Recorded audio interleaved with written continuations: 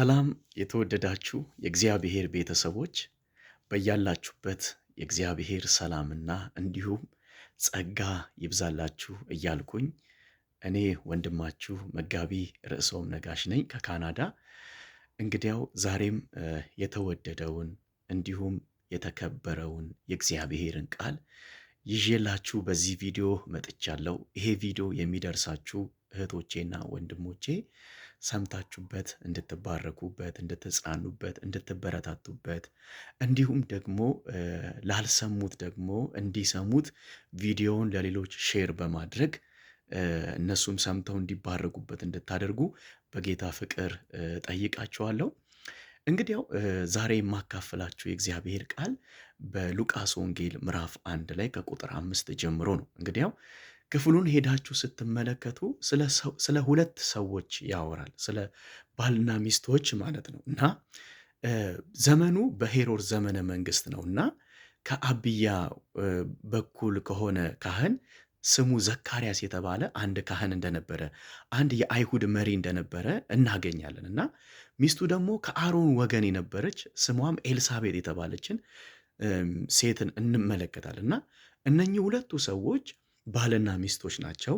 እነኚህ ሁለቱ ሰዎች ደግሞ በእግዚአብሔር ፊት በሕጉ እንዲሁም በስርዓቱ በትእዛዛቱ በእግዚአብሔር ሕግ ማለት ነው፣ በእግዚአብሔር ቃል እንደ እግዚአብሔር ስርዓት ያለ ነቀፋ የሚኖሩ የሚሄዱ ሰዎች ሲሆኑ እንዲሁም ደግሞ በእግዚአብሔር ፊት ደግሞ ጻድቃን ነበሩም ይላል የእግዚአብሔር ቃል። ስለዚህ እነኚህ ሁለቱ ሰዎች አንደኛ ካህን ናቸው፣ ሁለተኛ አገልጋይ ናቸው፣ ሶስተኛ እንደ ጌታ ትእዛዝና ቃል እንደ ስርዓቱ ያለ ነቀፋ የሚኖሩ ሰዎች ናቸው።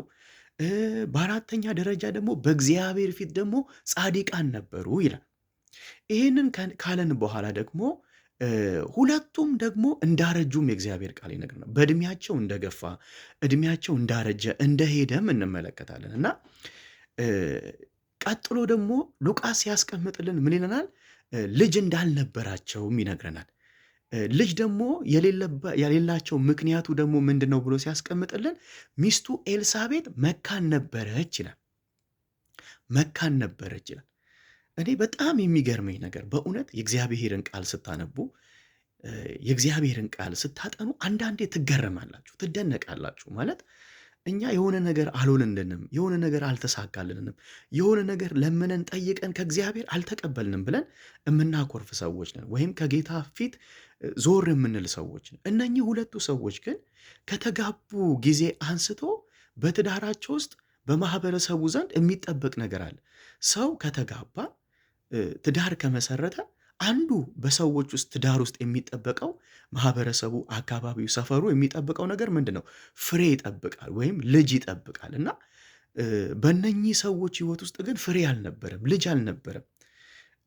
ብዙ ሰዎች ልጅ ከሌላቸው አብዛኛውን ሰዎች አንዳንዴ ሰምታችሁም ከሆነ አይታችሁም ከሆነ በአካባቢዎች ላይ ሰው ልጅ ከሌለው ልጅ ካልወለደ እስከ መፋታት ድረስ እንኳን ሊያበቃቸው ይችላል። ቤተሰብም ራሱ ጣልቃ ሊገባ ይችላል። እና ይሄ የምናውቀው ጉዳይ ነው። ነገር ግን እነኚህ ሁለቱ ሰዎች በጌታ ትእዛዝ እንደ ሕጉ እንደ ቃሉ እንደ ስርዓቱ የሚኖሩ ሰዎች ናቸው። እግዚአብሔር ጸሎታቸውን ቢመልስ ባይመልስም፣ እግዚአብሔር ልጅ ቢሰጣቸውም ባይሰጣቸውም፣ ቢደረግላቸውም ባይደረግላቸውም እግዚአብሔርን ከማገልገል እግዚአብሔርን ከማምለክ በጽድቅ በቅድስና ከመኖር ግን አልታከቱም፣ አልከለከላቸውም። ኢየሱስ ጌታ ነው። እግዚአብሔር ቢሰጥም ባይሰጥም ይመለካል። እግዚአብሔር ቢያደርግም ባያደርግም እናገለግለዋለን፣ በጽድቅ እንኖርለታለን። ይሄ መንፈስ፣ ይሄ እውነት፣ ይሄ ጸጋ በኢየሱስ ስም ያገኛችሁ። በዚህ እውነት ተባረኩ። እግዚአብሔር ቢያደርግም ባያደርግም አምላክ ነው። እሱ ቢሰጥም ባይሰጥም እሱ ይገለገላል፣ ይመለካል። ሃሌሉያ። ነገር ግን እነኚህ በጽድቃቸው በቅድስናቸው እግዚአብሔርን በመፍራታቸው እንደ ሕጉ እንደ ስርዓቱ መኖራቸውን ቀጠሉ። ግን አንድ ቀን የእግዚአብሔር ቃል ሲናገር ግን እንደዚህ ይላል። እንደ ካህናት ስርዓት ወደ ቅድስተ ቅዱሳን ገብቶ ወይም ደግሞ በእግዚአብሔርና በሕዝቡ ፊት ሆኖ ዕጣን ለማጠን የክህንነት ስርዓቱን አገልግሎቱን ለመፈጸም ዕጣ በሚወጣበት ጊዜ ዕጣው በዘካርያስ ላይ ወጣ። ዕጣ ደረሰው፣ ተራ ደረሰው ይላል። ተራ የደረሰው ደግሞ በእግዚአብሔርና በሕዝቡ መካከል ሆኖ ለማገልገል ነው። ዕጣኑን ለማጠን ነው። ስርዓቱን ለመፈጸም ነው። ከዚህ በፊት እንደዚህ ዕጣ ደርሶት ገብቶ አገልግሎ ነበር የሚወጣው። በአሁኑ ግን ዕጣ ደርሶት ሲገባ ተገልግሎ ነው የወጣው። ሊያገለግል ገብቶ ተገልግሎ ነው የወጣው። ኢየሱስ ጌታ ነው። እግዚአብሔር በተራችሁ የሚያገለግላችሁ ጊዜ አሁን ነው። ኢየሱስ ጌታ ነው። ልክ እንደነኚህ አይነት ሰዎች አይነት ጥያቄ እንኳን በህይወታችሁ ባይኖር፣ ነገር ግን ጥያቄው የተለያየ ጥያቄ በህይወታችሁ ላይ ቢኖር፣ እግዚአብሔር ጸልያችሁ እግዚአብሔር ያልሰማችሁ የመሰላችሁ፣ ጸልያችሁም ደግሞ ጸሎታችሁን የረሳችሁት፣ የከደናችሁት፣ ፋይላችሁን የዘጋችሁት፣ የልጅ ጥያቄ ሊሆን ይችላል፣ የስራ ጥያቄ ሊሆን ይችላል፣ የተለያየ ጥያቄ በቢዝነሳችሁ አቅጣጫ፣ በትዳራችሁ አቅጣጫ፣ በህይወታችሁ አቅጣጫ በእግዚአብሔር ፊት ይዛችሁ የቀረባችሁትን ጥያቄ ነገር ግን ሳይመለስላችሁ ቀርቶ የተረሳ የሚመስላችሁ ዛሬ በኢየሱስ ክርስቶስም ወደ ዘካርያስ ህይወት የመጣ ያ መልአክ፣ ወደ ዘካርያስ ህይወት የመጣ ያ የምስራች ቃል ዛሬ ወደ አንቺ ቤት ይምጣ። ዛሬ ወደ አንተ ቤት ይምጣ። ዛሬ ወደ አንተ ትዳር፣ ወደ አንተ ስራ፣ ወደ አንተ ቢዝነስ፣ ወደ አንተ ኢኮኖሚ፣ ወደ እናንተ ነገር በኢየሱስ ክርስቶስም መልካምን ዜና ይዞ የሚመጣ መልአክ ይምጣ። ልክ ለማገልገል ሲገባ የገጠመው ነገር ከሌላው ቀን ከወትሮ ለየት ያለ ነበረ እና ከመሰዊያው በስተቀኝ በኩል የእግዚአብሔር መልአክ ቆሞ አየው። ወዲያውኑ መልአኩ አንድ ነገር ተናገረ። ምን አለው? ዘካርያስ ሆይ አትፍራ አለው። ጸሎት ምን ብሏል? ተሰምቷል። ሃሌሉያ። ከዚህ በኋላ የሚያስፈራሽ አያስፈራሽም። ለምን? እግዚአብሔር ጸሎትሽን ይመልሳላ። እግዚአብሔር በጉብኝት፣ እግዚአብሔር በማሰብ፣ እግዚአብሔር ደስታን ይዞ፣ እግዚአብሔር ሳቅን ይዞ፣ እግዚአብሔር ተድላን ይዞ፣ እግዚአብሔር ፍሬን ይዞ፣ እግዚአብሔር ጉብኝትን ይዞ ወደ አንቺ ቤት መጣ፣ ወደ አንተ ቤት መጣ። በእውነት ይሄንን ቃል የምትሰሙ ሁሉ አሜን ብላችሁ ለምትቀበሉ በኢየሱስ ስም ይሁንላችሁ።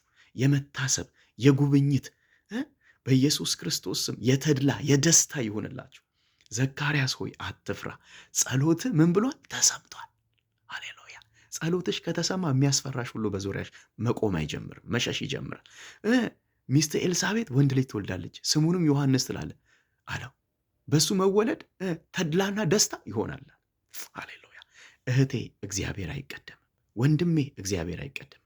እህቶቼ ወንድሞቼ፣ እግዚአብሔርን በጽድቅ እግዚአብሔርን በቅድስና እየተጠባበቃችሁት ያላችሁ ሰዎች ዛሬ በኢየሱስም የከረመ ጸሎታችሁን እግዚአብሔር ይመልሳል። የተረሳ ጸሎታችሁን እግዚአብሔር ይመልሳል። የተከደነውን ፋይላችሁን እግዚአብሔር እንደገና ማገላበጥ ይጀምራል።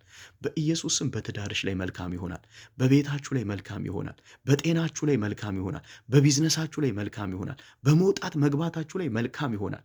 ደስታና ተድላን እግዚአብሔር ይዞ ወደ ቤትሽ ይምጣ በኢየሱስ ክርስቶስም። እግዚአብሔር በዚህ እውነት፣ በዚህ ቃል፣ በዚህ ድምፅ ይባርካችሁ።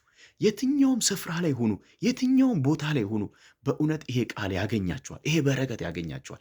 እኔ እንደ እግዚአብሔር ሰው ባርካችኋለሁ። እኔ እንደ እግዚአብሔር ሰው በኢየሱስ ክርስቶስ ስም ብዬ ባርካችኋለሁ። በዚህ ስም በኢየሱስ ስም ብዬ ባረኳችሁ። ለበረከት ሁኑ፣ ለደስታ ሁኑ፣ ለሳቅ ሁኑ በኢየሱስ ክርስቶስም። እግዚአብሔር ወደ አብርሃም ቤት እንደመጣ ሳቅና ደስታን ፍሬን ይዞ እንደመጣ ምስጋናን ይዞ እንደመጣ ዛሬ እግዚአብሔር ወደ እናንተ የሚመጣበት ቀን ይሁን በኢየሱስ ክርስቶስ ስም ባርኪያችኋለሁ። ለበረከት ይሁን። ይሄንን ድምፅ ይሄንን ቃል ሰምታችሁ ተባረኩበት። ለብዙዎችም ሼር አድርጉት። እወዳችኋለሁ። ተባረኩልኝ። በሌላ የእግዚአብሔር ቃልና ድምፅ እስከምንገናኝ መልካም ጊዜ